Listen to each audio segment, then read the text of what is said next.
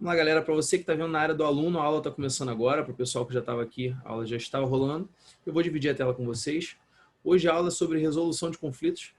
Esse é um nome engraçado, porque se você for ver na literatura, você vai ver como mediação de conflitos. Pessoal, tá saindo alto o barulho do ar-condicionado aí? Vocês estão ouvindo o ar-condicionado ou tá tranquilo?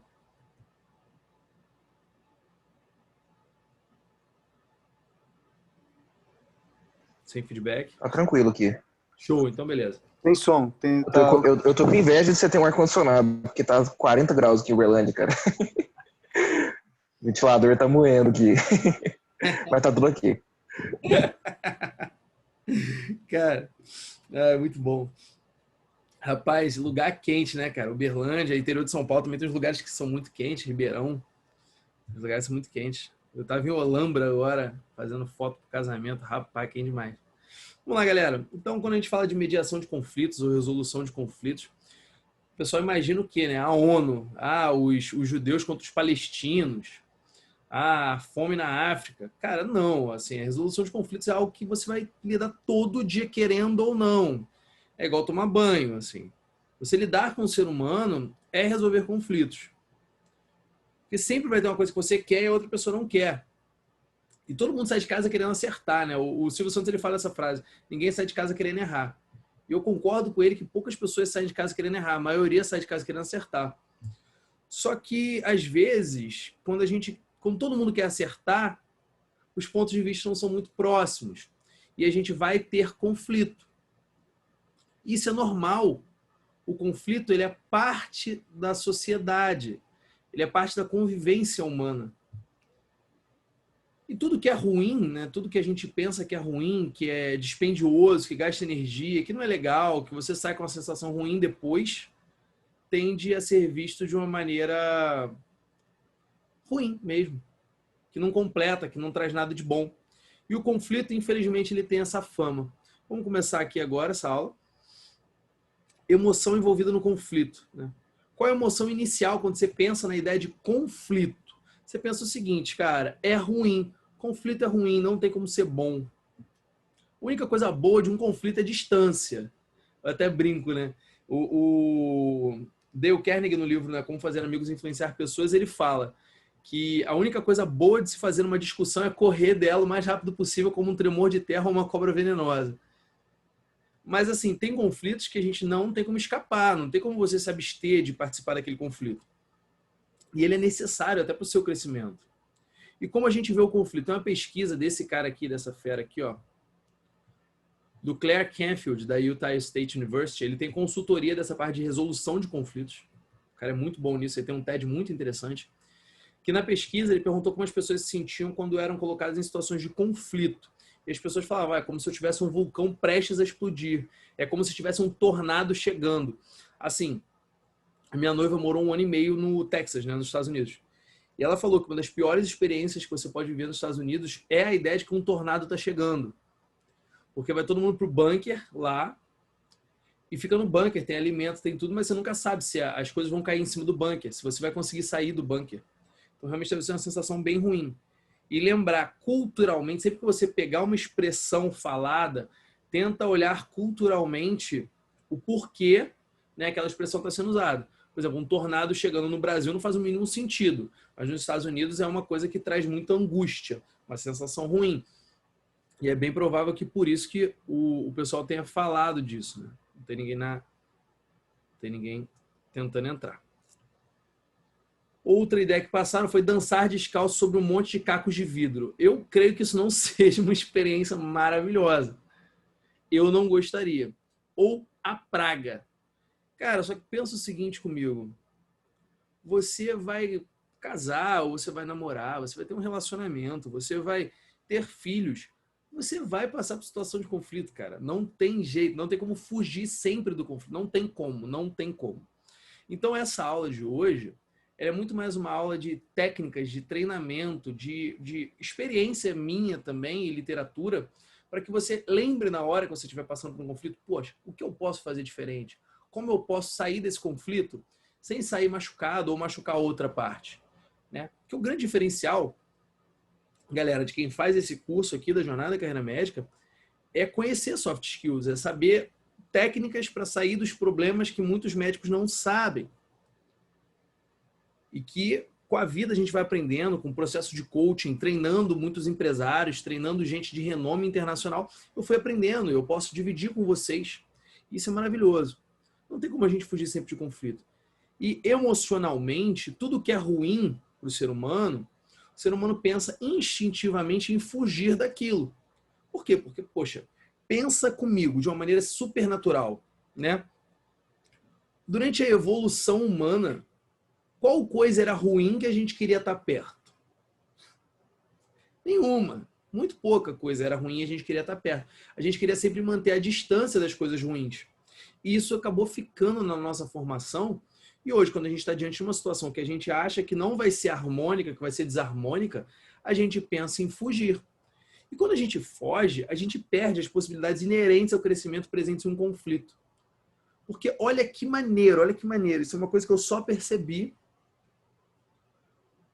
depois de ver algumas aulas sobre resolução de conflitos. E que eu nunca tinha percebido antes. A gente acha que a gente sabe do universo. Porque o universo ele é do tamanho do nosso conhecimento. Eu falo disso lá em... Nossa, formação da cultura médica. Eu acho que não está nem no curso. Isso é na sequência de lives que eu fiz. Formação da cultura médica. O universo ele é do tamanho da nossa linguagem. Ele é do tamanho do nosso universo, do quanto a gente vê. Então, por exemplo, se eu falar para você agora que uma criança está sendo esquartejada em Ruanda, eu não sei, sabe? Não é uma coisa normal. E foge do meu querer saber também. Só que possivelmente isso pode estar acontecendo, não sei. O universo é muito maior do que a nossa capacidade de abstração. É muito maior, muito maior. E quando a gente entra num conflito, a gente tem a seguinte ideia. Ou eu me dou bem, ou a pessoa se dá bem, ou ninguém se dá bem aqui nessa história. Não é uma coisa inerente da cultura ocidental, principalmente. Lembra que eu falei disso em negociação e influência, aula 1 provavelmente, ou 2? Que na cultura ocidental as pessoas pensam que negociar é perder para um lado. Mas não, a gente pode negociar como na cultura asiática. Os dois lados se dão bem. E quando eu entro num conflito, eu estou olhando a pontinha de um iceberg. Qualquer conflito tem um conjunto de fatores que você não consegue ver que estão sendo colocados ali. Um fator muito comum, é o background cultural daquela pessoa e a relação que aquela pessoa tem com a sua imagem quando você entra num conflito. Então, por exemplo, quando um paciente entra num conflito com um médico, ele não está entrando em conflito com você. Olha que coisa louca, né? Ele está entrando em conflito com a ideia de médico que ele tem, mais o background cultural dele, mais aquela situação específica. Então, por exemplo, quer ver uma coisa muito comum? Eu já fui de sala vermelha de UPA. E uma vez, o paciente dando ataque lá, gritando, quebrando tudo lá na frente, eu fui lá conversar com ele. Falei, cara, calma. Por que você está fazendo isso, cara? Não tem necessidade disso. Não, mas vão me atender. Eu falei, calma, olha só, vamos fazer o seguinte. Senta aqui comigo que eu vou conversar com você. Levei o paciente, sentei. E ali eu descobri que no background cultural dele, ele aprendeu que fazer barraco em unidade pública de saúde é sinônimo de ser atendido. Porque as pessoas têm medo dos malucos e querem atender rápido. Então, toda vez que ele vai na unidade pública de saúde, ele faz isso. E ele sempre é atendido. Nunca deu errado. Depois disso é que eu me saquei nessa possibilidade. Então, quando eu olho um conflito, eu olho uma situação, eu vejo a pontinha de um iceberg recheado de emoção. Recheado de emoção. E essa é a diferença que eu quero passar para vocês. Eu quero que a partir de hoje, quando vocês olhem um conflito, vocês pensem que o conflito ele é um embate de ideias. E o confronto é um embate de emoções. Claro que isso é uma generalização, isso é uma simplificação máxima. Entretanto, você tem que entender o seguinte: se você quiser separar a ideia de emoção, é impossível. Mas, se você quiser pensar de maneira o mais afastada possível do seu emocional naquele momento, você pode tentar fazer isso. Então, quando você olhar um conflito, pense assim: o que na minha ideia está entrando em embate com a ideia daquela pessoa? É diferente. Conflito e confronto não são a mesma coisa. Não são a mesma coisa. E você tem que ter sempre isso na cabeça. Por quê? Porque geralmente quando a gente entra num conflito, a gente não vê aquilo como um conflito, a gente já vê como um confronto. E a gente pensa o seguinte: caso a gente perca aquele confronto, a outra pessoa ganhou. Então o meu ego sai machucado, eu não posso perder o confronto. Isso é uma baboseira. Mas em primeiro momento, quando o emocional fala bem alto, a gente não consegue ouvir. É aquele negócio, quando a raiva fala alto, os ouvidos se calam. Isso é muito interessante, ouvidos se calam. Você não tem como ouvir você mesmo quando você está com raiva. Então, um conselho que eu sempre dou é, se você está com raiva, para um tempo, mesmo que seja isso aqui, para pensar. É o que o Jeff Bezos faz, o Elon Musk faz, quando vai responder, que a gente falou na última aula, né? E olha lá, ó, conflito é diferente de confronto. Sempre penso o seguinte: quando eu estou entrando num conflito, eu estou conflitando algo, tô vendo, eu tento jogar para o campo das ideias. Eu tento jogar para o campo das ideias. Porque quando eu estou num confronto já, que já está já está estabelecido o embate, e o embate não é mais teórico ou ideológico, é um embate quase físico, eu estou 100% emoção. É muito difícil raciocinar nessa hora. Muito difícil. E qual é o nosso diferencial, pessoal? O nosso diferencial é a nossa capacidade de verificar os processos inerentes às ações e como tomar o controle sobre esses processos. Isso é que são as soft skills. Isso é que vai fazer vocês serem médicos muito mais diferenciados do que grande parte dos médicos que a gente tem no mercado. É não olhar só o fim, é olhar o meio e como eu posso otimizar aquele meio para que o fim seja melhor para mim e para o paciente, principalmente. O conflito, ele é de ideias. E da onde surgem essas ideias? É uma divergência de ideias, emoções e um background teórico que gera um conflito. Cara, como assim, né? Hoje eu vi um paciente com miastenia graves. E aí esse paciente ele não preenchia critérios para miastenia graves. E miastenia graves é uma doença que os critérios são muito complicados. Muito complicados, muito complicados. Muitos pacientes não preenchem os critérios. Só que ele não preenchia nenhum critério. Ele era usuário crônico de corticoide. A gente sabe os efeitos colaterais que o corticoide a longo prazo causa, né? O paciente faz osteoporose, fica hipertenso, diabético. É um problema, faz Cushing, é um problema, né? E a gente não queria isso para ele, a gente começou a desmamar o corticoide.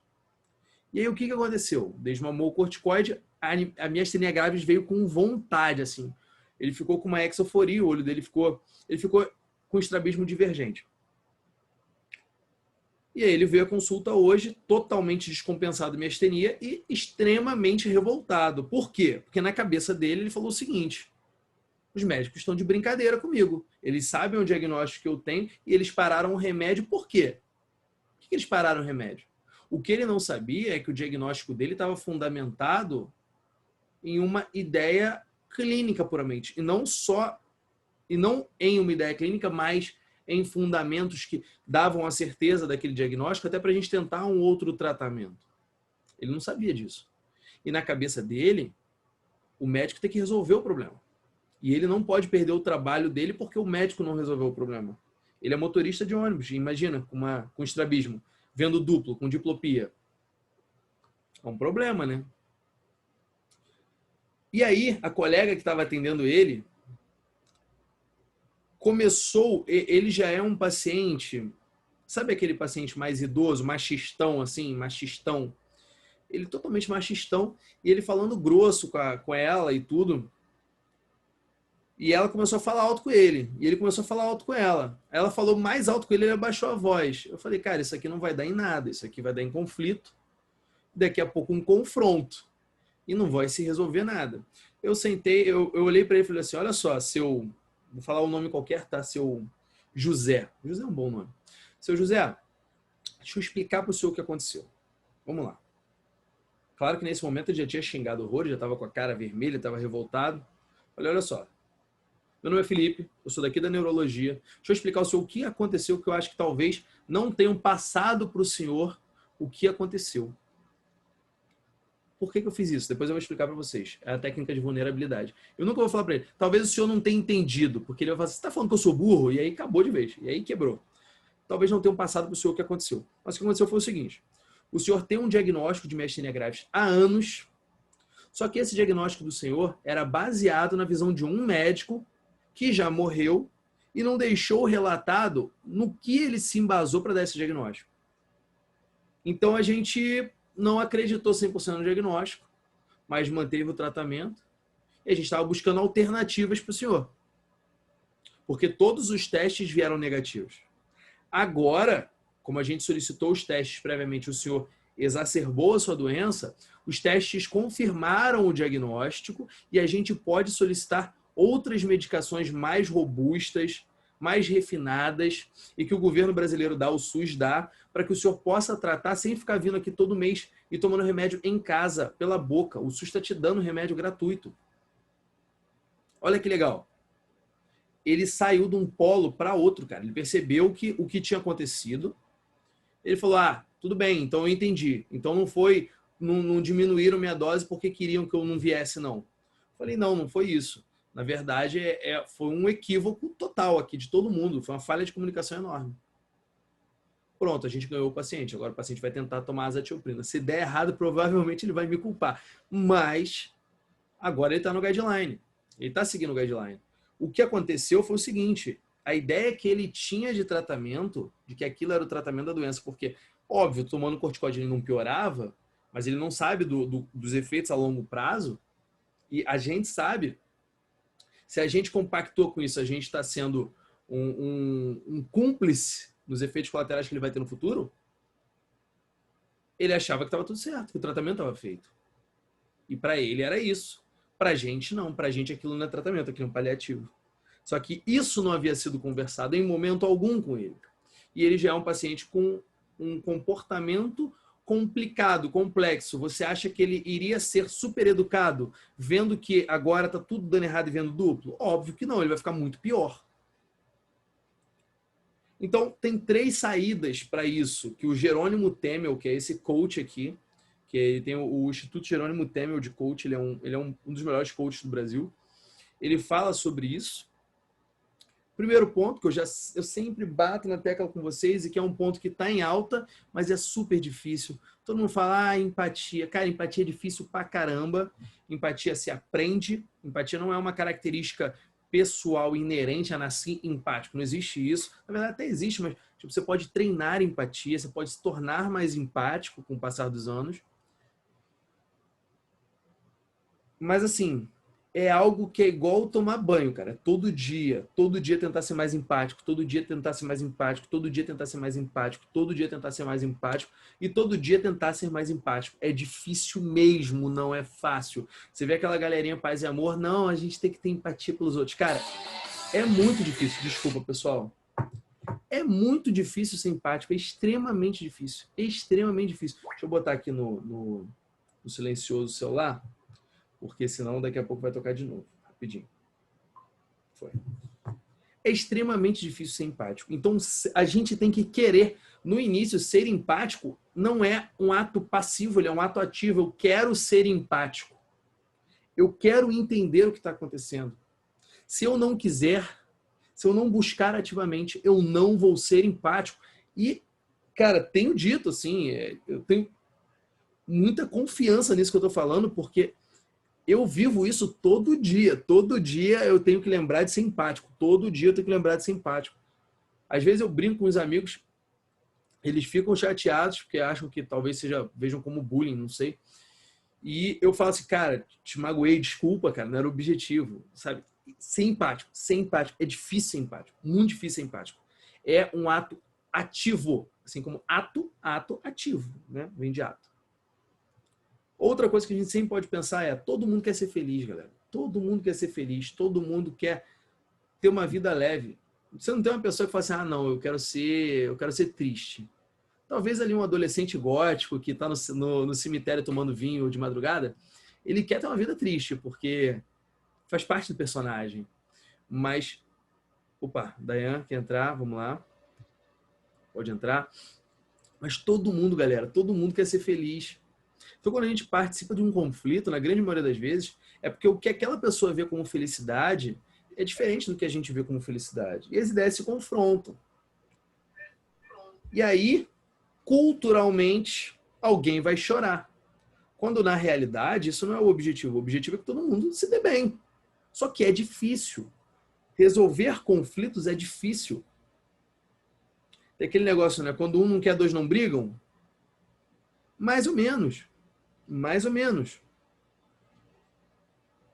Porque tem gente que quer brigar de qualquer jeito. Só que a gente tem que ser a parte que não quer. Exceto se a gente quiser também. Aí sai no tapa com o paciente, aí vocês que se resolvam com o paciente de vocês.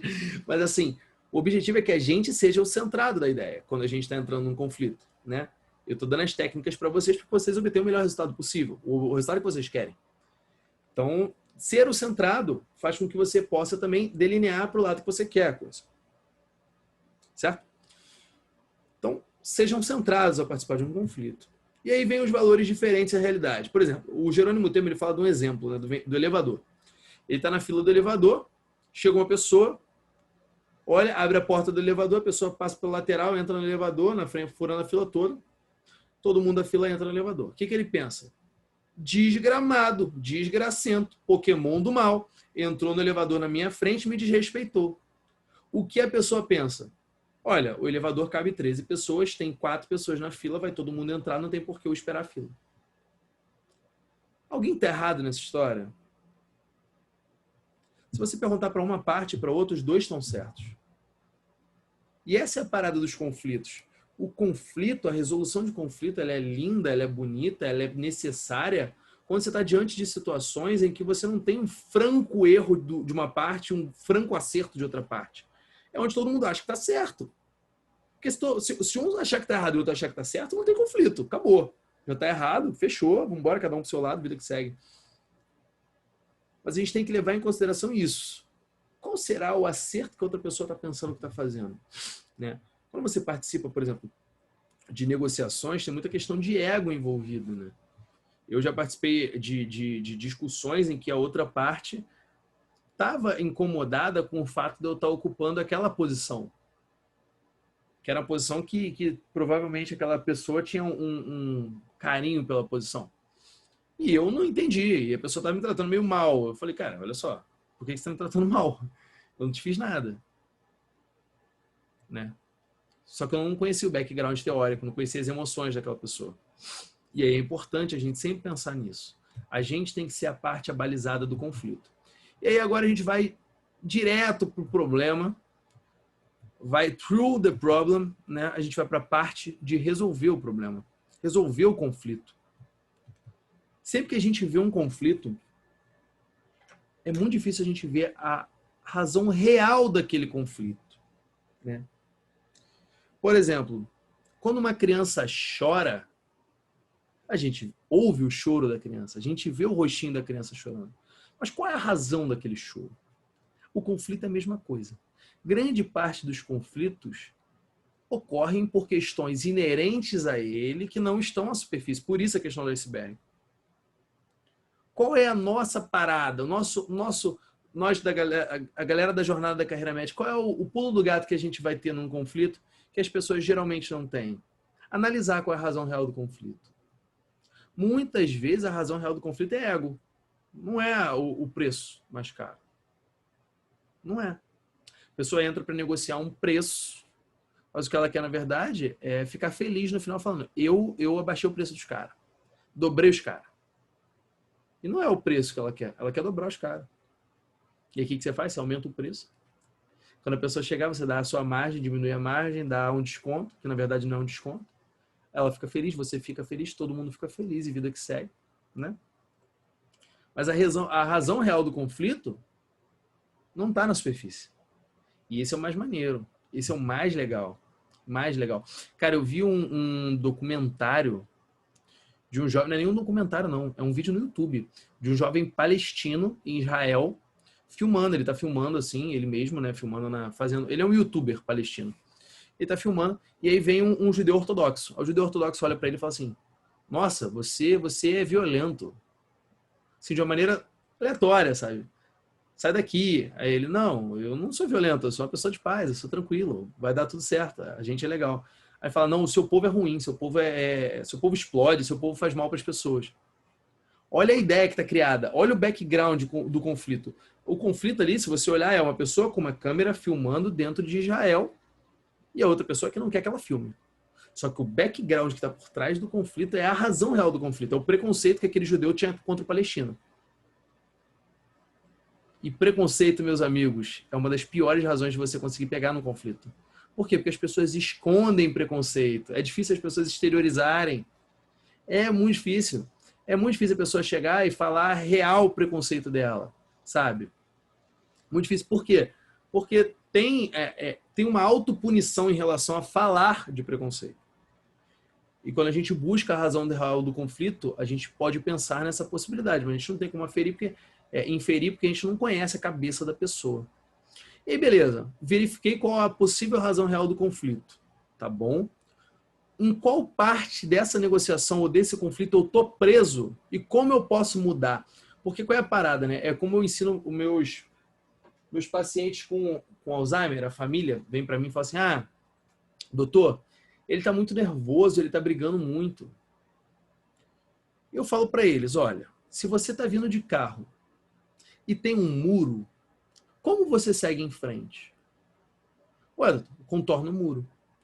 Exatamente, você vai fazer a mesma coisa com seu pai, com seu avô, etc.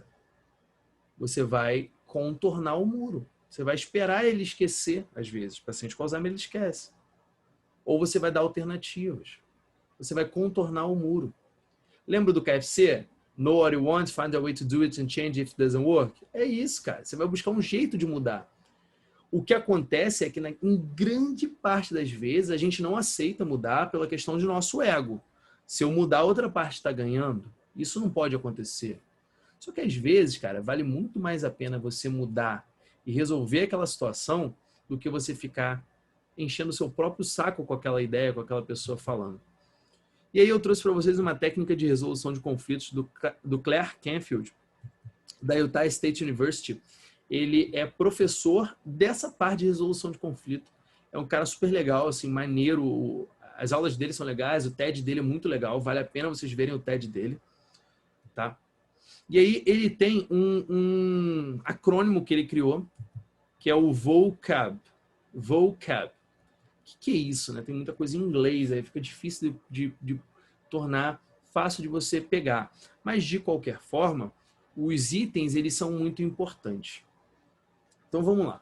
O primeiro item em negociação de conflito que você pode falar ou você pode mostrar é a vulnerabilidade.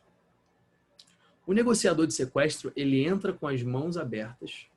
Pode verificar, estou sem armas. Você não corre nenhum risco comigo, estou sem armas. Ele mostra vulnerabilidade. Isso é uma técnica de demonstração de vulnerabilidade. Uma outra técnica de demonstração de vulnerabilidade é aquela que eu fiz com o paciente. Olha, talvez a gente não tenha explicado para o senhor da maneira adequada. O erro é nosso. Nós estamos vulneráveis a isso. Não é o senhor. A vulnerabilidade, ela nos torna humanos e facilita com que a outra parte nos entenda. Isso é muito bom. Depois, ownership. Que é isso, né? É a posse, a responsabilização. Eu sou responsável pelas minhas expectativas sobre uma negociação, sobre um conflito, sobre uma situação. Eu sou responsável. E essa é a parada. Muitas das vezes a gente pensa, pô, esse cara é um safado. Ele tá me sacaneando nessa negociação. Só que não, todo mundo quer se dar bem. Todo mundo quer se dar bem. E ele tá querendo se dar bem. Pô, só que você também quer se dar bem. Tem que arranjar um meio termo ali. E esse é o difícil. Eu até brinco, né? Lá na residência, tem uns pacientes que cavam vaga, etc. E eu falo pro pessoal, né? Qual o problema do Brasil? O problema do Brasil é o desequilíbrio. Por quê? Porque todo dia vai acordar um malandro e um otário. Se eles vão se encontrar, essa é a parada. Se eles se encontrarem, tá feito um negócio. O pessoal que fala isso na bolsa, né? O problema é que no Brasil tem muito malandro e pouco otário. O pessoal está começando a se confrontar de malandros. Isso é um problema. Então, quando a gente tem uma expectativa, voltando aqui, né? Quando a gente tem uma expectativa num conflito, a gente tem que ter noção da nossa expectativa. E o Claire, ele fala exatamente disso, que ele tem uma filhinha pequena E a filhinha dele jogou laço de cabelo no chão, vários laços de cabelo no chão. E ele falou, você vai catar os laços de cabelo. Ela falou, não, não vou catar. Aí falou, ah, é? Então tá bom, você vai catar. Ela, não, não vou catar. Ele fez uma punição a ela. Não catou. Aí ele falou assim, olha, eu vou te trancar aqui, você só sai quando você catar. E trancou a porta. Aí ele falou, cara, calma aí. O que fez com que eu fizesse isso? Foi a minha ideia do meu papel de pai perante a formação dessa menina. Na verdade, não foi o fato dela não catar, porque na real, eu posso abaixar ali e catar com ela tranquilo e tudo se resolve. E eu ensino a ela. Só que no fim das contas eu já tinha punido, né? Às vezes a gente assume posições e tem um conceito que é do Foucault, se chama náusea. Acho que é náusea. Ou é náusea ou é ânsia? Acho que é náusea. Que a pessoa assume o papel na qual ela foi colocada, né? O garçom que é garçom, ela assume o papel. E a gente tem vários papéis. Ele estava fazendo o papel de pai. Supostamente o pai tem que educar, mesmo que seja por meio de punições. Ele estava fazendo o papel de pai. E na expectativa dele, o bom pai faria isso. Só que isso é uma questão puramente dele. Não é uma questão dela, ela é uma criança. Ela não entende aquilo. Ela entende o quê? Não tô catando o laço e ele tá brigando comigo. Não é o papel do pai, entendeu? Então, assim, o iceberg era muito profundo. Era muito profundo, tava vendo a pontinha só. E quando ele percebeu isso, ele verificou que realmente a criança não tinha nada a ver com a história. Ele tinha que explicar à criança de uma maneira inteligente e interessante para a criança também, o que estava acontecendo. E como fazer isso? Com ferramentas comunicativas. Falar a linguagem que a pessoa fala. Falar a linguagem que o paciente fala. Isso é importante. Essa semana, um amigo meu, né, ele me contou uma história que, infelizmente, demonstra muito do que o paciente vive no dia a dia com os médicos. E a gente, médico, a gente não percebe, porque a gente está do outro lado. Ele fez um teste de HIV de farmácia, porque ele teve uma exposição sexual de risco e ficou assustado com isso. Ele é homossexual. E ele falou assim, cara, eu desesperou. Ele desesperou e falou, vou ao pronto-socorro, vou ligar para alguém e tudo. E, pô, ele nem me ligou. Se ele me ligasse, eu resolvia a situação para ele, né? Arranjava dele fazer o teste em algum lugar. Mas não, ele se desesperou e aí falou com um amigo dele. O amigo dele falou, não, vai em tal lugar, que em tal lugar você resolve isso aí. E ele foi na emergência. Ao chegar na emergência lá, cara, ele foi super maltratado pelo médico. E ele falou, não sei nem por que eu fui super maltratado, porque ele foi ríspido, mas as palavras que ele usou eu não entendia, nenhuma delas. Ele começou a falar um monte de termo médico. Falou mediquês, né? Falou um monte de mediquês, eu não entendi nada. Falei, no fim das contas, você tá com HIV ou não? Ele, não. Eu falei, então melhor, tranquilo. Mas, assim, gente, a gente como médico, não sabe. A questão não sabe mesmo o que aqueles pacientes passam para chegar naquele hospital, naquela situação. Qual o impacto emocional que teve aquilo? Eu já tive paciente com crise, transtorno de ansiedade generalizada, com crise de ansiedade, que você jurava que aquele paciente estava morrendo mesmo. Só que para quem está de fora, quem não está vivendo aquilo, olha e fala assim, cara, isso é frescura. Eu já ouvi isso muitas vezes. Eu já ouvi muito piti. Eu diagnostiquei um meningioma, grau 3, né, quando ele começa a ficar anaplásico, no cérebro de uma senhora que era piti, que tinha me chamado para ver, no município que eu trabalho. Ela tem um diagnóstico de fibromialgia, mas ela dá piti todo dia, dá piti. Eu fui ouvir o piti dela, né? O piti dela era o seguinte, ela começa uma dor na perna esquerda, que sobe pro braço esquerdo, chega na cabeça, ela desmaia e dá crise convulsiva. Eu falei, gente, isso é uma marcha jacksoniana. Marcha jacksoniana, pessoal, é uma evolução da corrente elétrica pelo cérebro, pelo córtex, que o paciente sente no corpo, que tem uma distribuição somatotópica, tem uma distribuição pelo corpo. Falei, cara, se for um piti, é um piti muito organizado. Ela tem que ter estudado muito para ver esse piti dessa forma, né? Vamos dar uma olhada nisso aí. E aí eu investiguei o piti. O paciente tinha uma síndrome piramidal, síndrome de primeiro neurônio em membro inferior esquerdo apenas. Falei, cara, tem alguma coisa em algum lugar aí que está comprimindo alguém. Vamos pedir pelo menos uma tomografia. E na tomografia veio um tumor do tamanho de uma laranja e era um piti. Então assim, pessoal, pensa o seguinte, a comunicação ela surgiu há muito pouco tempo no nosso cérebro. Ela é um dos últimos marcos da evolução. É há muito pouco tempo a comunicação. A gente tem uma capacidade de comunicação extremamente limitada, extremamente limitada. Quem não viu a aula de comunicação não violenta, dá uma olhada lá, porque tem várias técnicas de comunicação que talvez venham a ajudar. Mas a nossa comunicação é muito limitada. A comunicação escrita é ainda mais limitada. A gente não consegue passar o background emocional, o background teórico, histórico que está por trás daquilo que está sendo dito. A gente só vê a superfície. E quando a gente percebe isso, a gente percebe que às vezes a nossa comunicação não está tornando comum o conhecimento. Comunicação, lembro a vocês, toda aula eu lembro isso talvez, que comunicação vem de tornar comum. E não estou tornando comum aquele problema, aquele conflito. A pessoa está vendo o conflito pelo lado dela. E a questão da criança. A criança está vendo que o conflito é por causa do laço que está no chão. E o conflito não é por isso. O conflito está sendo porque ela está sendo birrenta e o pai está fazendo supostamente a função de pai. Essa é a causa do conflito. E aí quando ele senta com ela para conversar, para se comunicar, para que ela entenda, talvez ela possa entender e fazer aquilo que está sendo pedido, está sendo proposto. E uma parada muito legal, que eu tive muita dificuldade em entender isso, sempre tive. Até quando eu estudei budismo, eu gosto muito do budismo, tenho um carinho especial pelo budismo. Estudei bastante budismo, li alguns livros, né? Claro que estudar bastante é extremamente limitado perto de uma doutrina que tem muitos anos.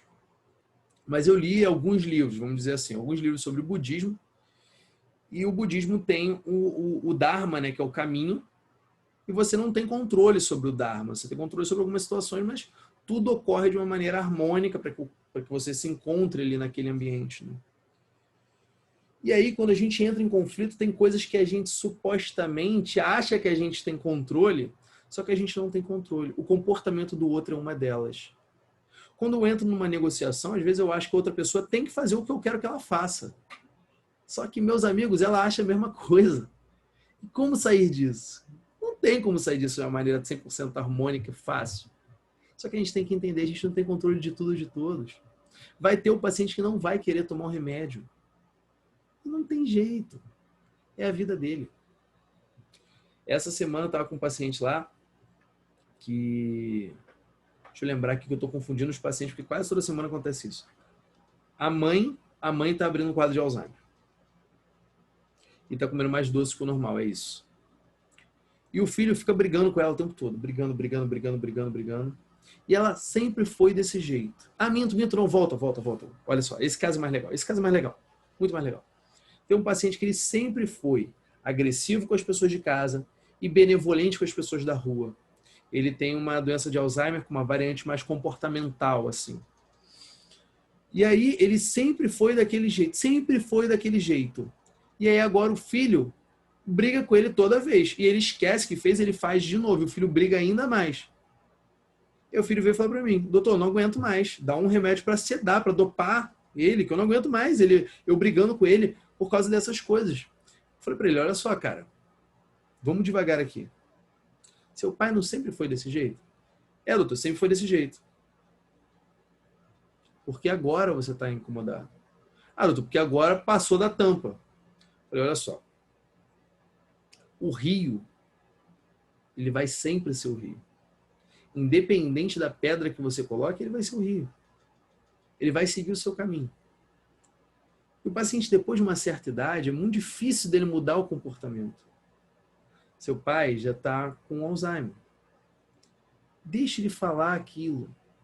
Não briga com ele. Daqui a pouco ele vai esquecer e você volta ao assunto. Contorna o seu pai. Faz como a água faz com a pedra. Se você ficar batendo contra a pedra, ou uma hora a pedra racha, uma hora você cansa. Contorna a pedra. Você não tem controle de tudo, você não tem controle de todos. Relaxa, nada está sob controle. Nada está sob controle.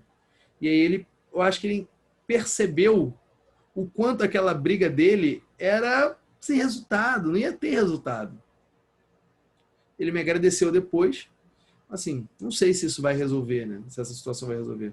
Tem muitas questões ali também. Muitas questões familiares, questões emocionais. O pai não deve ter sido um bom pai. Se o pai faz isso, muito possivelmente ele não foi um bom pai.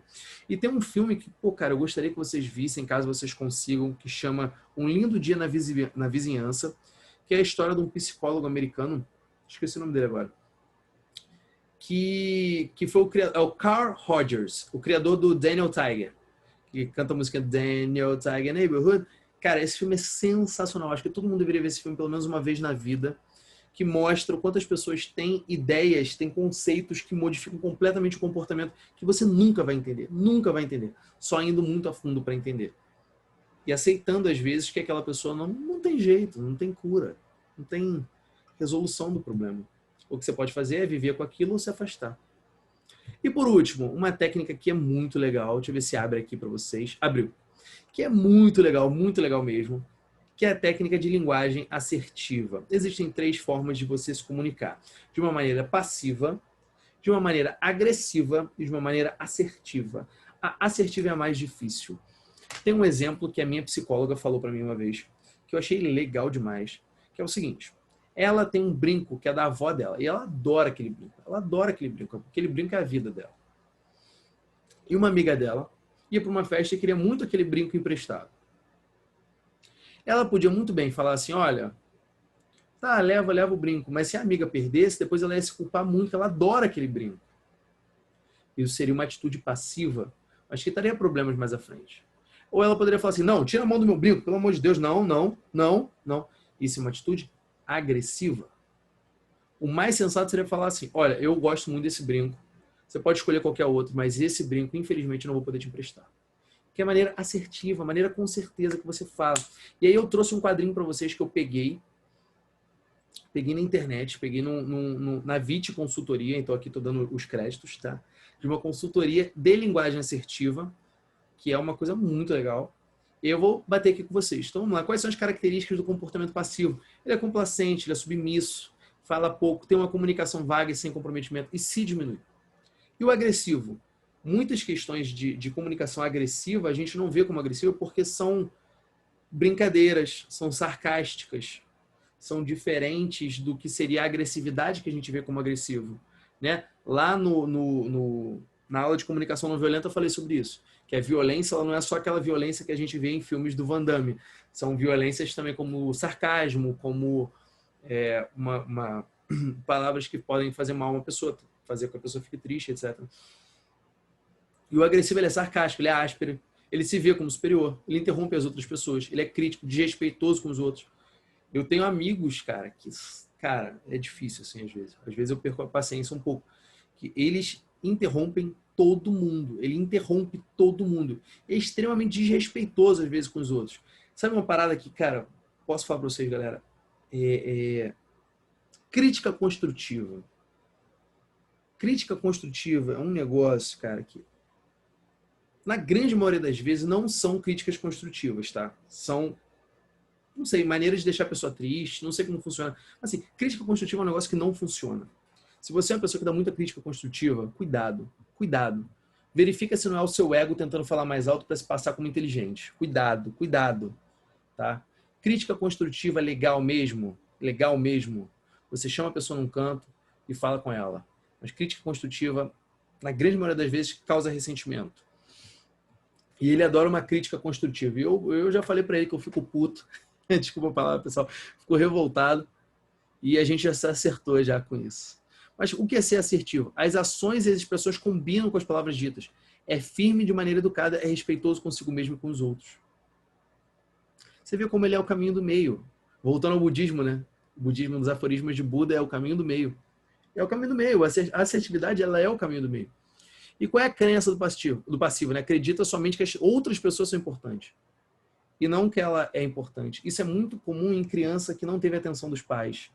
Ela cria a ideia de que ela não é importante. O mundo é mais importante que ela. Então são pessoas que no relacionamento adulto geralmente são muito passivas. Deixam a outra pessoa fazer o que quiser e às vezes ficam até machucadas com isso. Muitos relacionamentos abusivos surgem dessa condição. Já o agressivo, ele acredita que as coisas devem ser feitas do jeito que ele deseja, pois ele que está certo sempre ele que está certo. Os outros são muito menos importantes. As minhas necessidades são muito mais importantes do que as das outras pessoas. Já o assertivo acredita e age como se todos os envolvidos são iguais e merecem respeito. Entenda uma parada, galera, que é uma parada que todo dia eu tenho que me lembrar.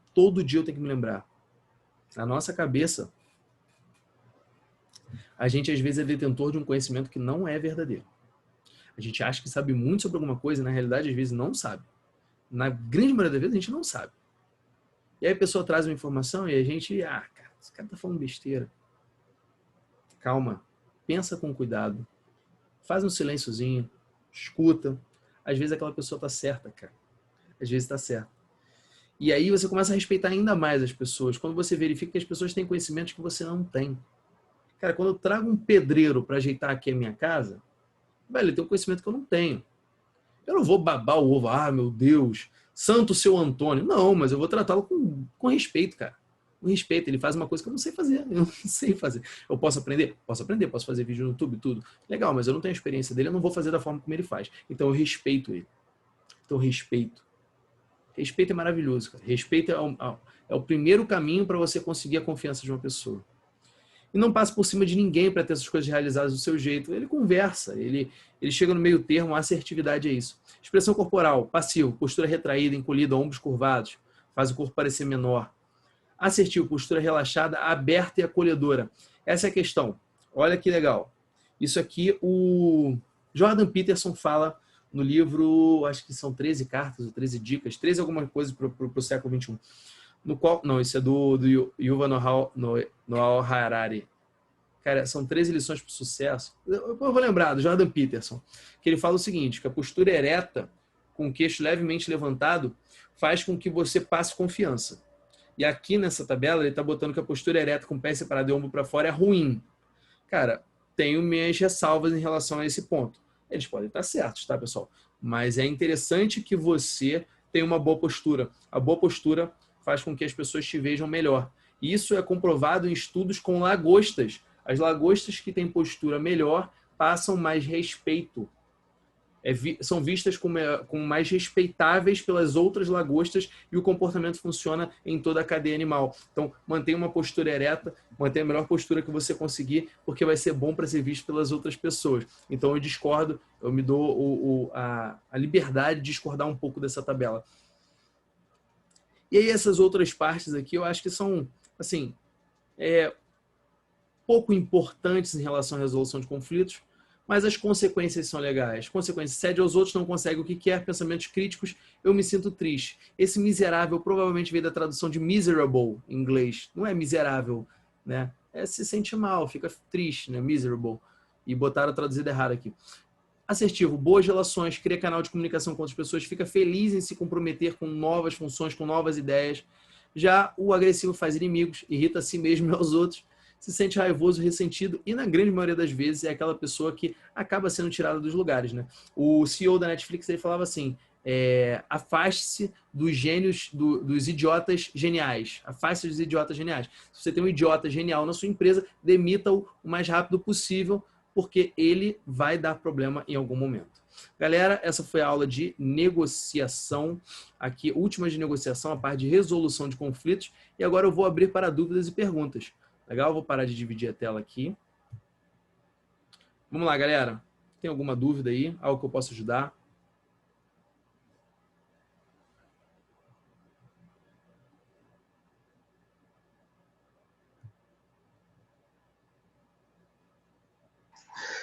Felipe, uma dúvida.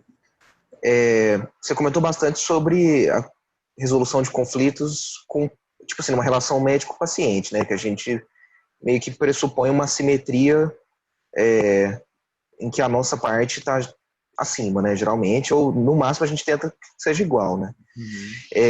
Eu queria saber, e assim, coisa da experiência prática também, quando a gente é o contrário, por exemplo, em situações de trabalho, sei lá, você como residente, às vezes um chefe, ou então uma situação assim que tem um conflito que a gente não tenha essa vantagem. Tipo, você acha que é melhor contornar, ou tem formas de... Porque o conflito é justo nesse caso, né? Tipo, eu imagino que tem muita coisa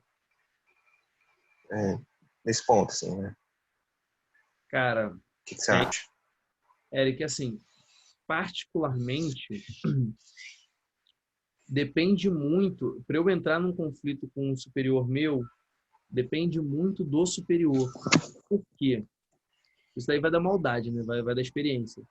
Tem pessoas que você pode conversar de igual para igual numa situação conflituosa e buscar um meio termo, no final todo mundo sai ganhando. Mas tem pessoas que não tem como. Não tem como, não tem como. Não tem você. Ali você vai ter que ser água no rio mesmo. Não tem como você discutir, você vai esquentar a sua cabeça, você não vai resolver. E muito possivelmente você vai chatear a outra parte. E você tem mais a perder do que ela. O que eu recomendo, tá? Eu recomendo, primeiro, leia bem a outra parte. Tente entender quem é aquela pessoa, sabe? Tem pessoas que são maravilhosas até serem confrontadas. Já aconteceu comigo, cara, em situação de discutir, por exemplo, diagnóstico. Isso já aconteceu. E eu sempre faço uma pergunta. Por que uma pergunta quando eu estou discutindo com alguém superior, um conflito com alguém superior? Porque a pergunta, ela não limita o universo. Hoje mesmo aconteceu isso. Hoje mesmo. Estava vendo uma paciente com fratura patológica por osteoporose. E aí meu professor, eu falei, professor, vamos lá dar uma olhada na paciente, etc. Paciente da endócrina, não era nem paciente da neurologia. Eles pediram se a gente podia dar uma olhada. E eu fui com ele. Aí chegou lá, o professor estava lá, e eu falei, olha, a gente podia botar um colete PUT na paciente, né, que o colete coloca, e a gente podia começar uma duloxetina, que é padrão, uma das melhores, né, para dor, assim, ou gabapentina ou pré-gabalina duloxetina, só que um remédio um pouco mais caro.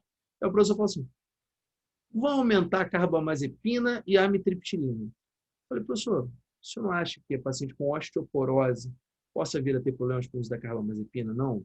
Ou o senhor não acha que a amitriptilina aumentada assim muito rapidamente na paciente bem magrinha possa vir a trazer problemas cardiovasculares? Ele, talvez. Olha, vamos pedir os exames para ela, para na próxima consulta a gente verificar se dá para subir mais e tudo, entendeu? Eu não fui de soco na cara, não tem como você vai perder, é assimétrico demais. Mas se você faz uma proposição educada e respeitosa, não tem por que a pessoa ficar chateada com você, sabe? E se ficar chateado, também dois trabalhos, né, cara? Depois você conversa com ela. Assim, não tem porquê. Eu acho que quando a gente pergunta a coisa, o senhor não acha que seria melhor? O senhor não acha que seria sensato? O senhor não acha que seria legal? É uma forma de, talvez, trazer uma boa. E KFC, né, cara? Isso é o que você quer dali? O que você quer daquela discussão? Eu, por exemplo, queria que a paciente usasse, por exemplo, duloxetina hoje. Eu queria. Porque eu acho que daria melhor resultado para ela. Porque ela está muito subtratada para dor. Mas, eu não sei se ela teria dinheiro. E na experiência do professor, fazer aquilo era melhor. Eu tenho ao meu lado a literatura científica, lá, as coisas, os artiguinhos que eu li de dor. Ele tem a experiência dele de anos tratando dor. Quem está certo? Não existe certo ou errado ali. É uma questão de puro julgamento. E, cara, vocês vão ver cada vez mais isso com vocês, que entre médicos, esse é o grande conflito. Esse é o grande conflito. Porque quando o cara não sabe, e você fala com vontade, fala com certeza, por exemplo, teve uma vez que eu peguei um paciente com uma sinusite fúngica, eu fui discutir o caso, e o pessoal falou assim, não, mas ele não é imunossuprimido. Eu falei assim, a maioria dos pacientes com esse tipo de sinusite fúngica não é imunossuprimido. Por quê? Porque eu tinha lido artigo. Eu estava embasado. As pessoas não lêem artigo, meu amigo. Muito pouco, Eric. As pessoas discutem muito pelo que elas acham que lembram do que elas leram da última vez. É muito difícil a pessoa que vê o paciente e lê artigo. Vê o paciente e lê artigo. Muito difícil, muito difícil. Então, isso é um grande diferencial que vocês podem ter. Vocês podem ver um paciente e ler artigo. Ver o paciente, ler um artigo. Ver um paciente e ler um artigo. Para quê? Para quando você for conversar, for discutir, você for embasado. E aí eu falei, na época eu era R1, né? E o colega era R3. Eu falei, poxa, mas eu li que não precisa ser imunossuprimido. Você não acha que seria legal a gente investigar isso, não? Na verdade, eu queria falar assim, pelo amor de Deus, investiga isso, cara. Investiga. Lê o artigo, no artigo diz para investigar. Mas eu não podia falar dessa forma. Não era inteligente, não era sensato. Contornando o rio. Eu acho que o Eric caiu, cara. Ai. Pessoal, para quem está vendo na área do aluno, agora eu vou encerrar e vou continuar respondendo a pergunta da galera que está ao vivo. Um grande abraço, foco no paciente e vamos fortes.